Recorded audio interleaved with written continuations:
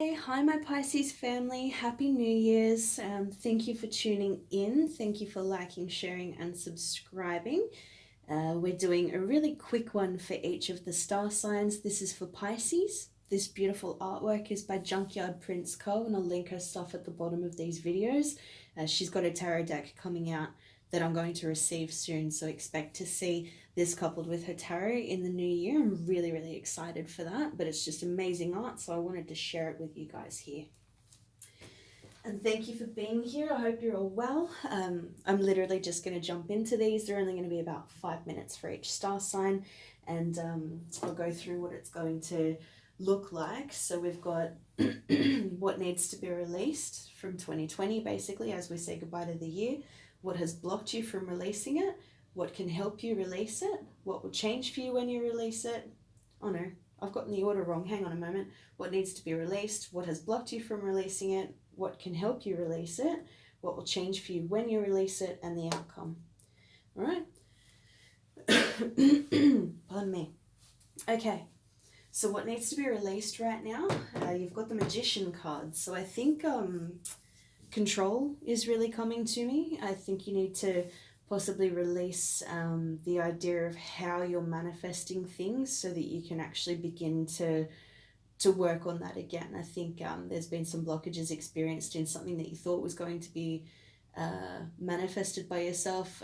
Particularly seeing that in terms of a relationship or possibly with yourself, because then what's been blocking you from releasing that is the King of Cups, which, I mean, can be Pisces, I guess, can be any of the water signs, but really what I'm seeing is sort of a possible husband or father figure, someone that's affected you emotionally, likely with a masculine energy. You've been trying to manifest things with this person, and I don't believe that it actually has been happening in the way that you've wanted it to. So I think that what needs to be released is the idea of how you're manifesting things. I think you might need to take a step back so that you're not quite so affected by this person, because I think it's really gotten you quite muddled sort of in your mind and in your energy. And sort of give that energy back to yourself. So what can help you release this is the Eight of Pentacles. And that says to me that actual physical, tangible work on the situation, possibly if this is romantic, maybe do some reading into the situation itself and what you might actually be able to do to help yourself release.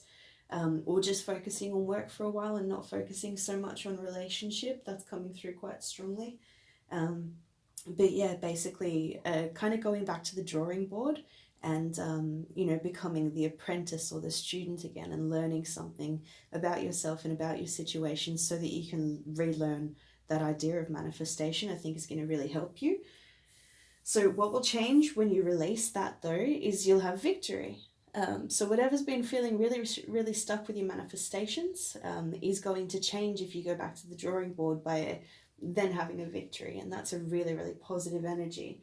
And then the outcome of that is the Page of Cups. So with that victory is going to come some sort of emotional offer. Now, it doesn't have to be from this same person. If you came here for relationship advice, it could very much be a different person, a slightly less mature energy, possibly. I don't really see the Page of Cups as being that. I see them as being a very, very positive energy.